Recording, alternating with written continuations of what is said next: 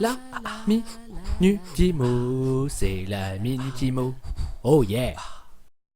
C'est une des grandes craintes quand on se lance dans l'investissement immobilier. Si le locataire ne paye plus, comment je fais? Ça peut être franchement du coup très embêtant de ne plus avoir cette source de revenus. Vous avez un crédit sur le dos et puis même c'est jamais très agréable de se rendre entuber et de perdre une source de revenus. On va donc voir comment se protéger avec une assurance de loyer impayé, combien ça coûte et est-ce qu'il y a une autre alternative à ça. C'est notre sujet du jour dans la Minute Immo. Let's go. Déjà avant de commencer, il faut savoir que ça représente comme ça les loyers impayés à peu près 2% du montant total des loyers encaissés en France, donc c'est quand même assez marginal. Déjà la garantie loyer impayé, c'est une assurance qui protège le propriétaire contre les loyers impayés du coup, mais également contre les dégradations que le locataire aurait pu causer. Cette assurance, comme pour tout autre contrat d'assurance, peut être vraiment différente d'un organisme à un autre. Donc ça reste vraiment très important de comparer les offres, les modalités de prise en charge et bien entendu le coût qui reste autour des 3% du loyer par mois. Un truc à savoir quand même, c'est que le locataire qui va prendre votre appartement doit être quand même solvable. Je m'explique. Si la personne gagne le SMIC et qu'elle veut louer un appartement à 1200 € par mois, l'assurance elle sera pas forcément très OP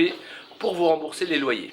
Donc un conseil, prenez le dossier du locataire et envoyez-le directement à l'assurance pour validation. Alors il y a une alternative à ça qui est gratuite, c'est le dispositif Visal. Ça permet tout simplement à des personnes qui sont précaires et qui n'ont pas forcément de garant de pouvoir se loger. En cas de non-remboursement ou de dégradation, le dispositif du coup prend le relais sur environ 36 mois. Alors pour avoir accès à ce dispositif, il faut que le locataire il aille directement sur le site du coup destiné à ça, Visal, qui s'inscrive. Il y aura différents documents à envoyer. Il aura une sorte de visa qui lui permettra d'avoir accès à ce site-là et à ce dispositif-là. Et vous pourrez vous-même aller sur le site, vous inscrire et avoir cette assurance cadeau.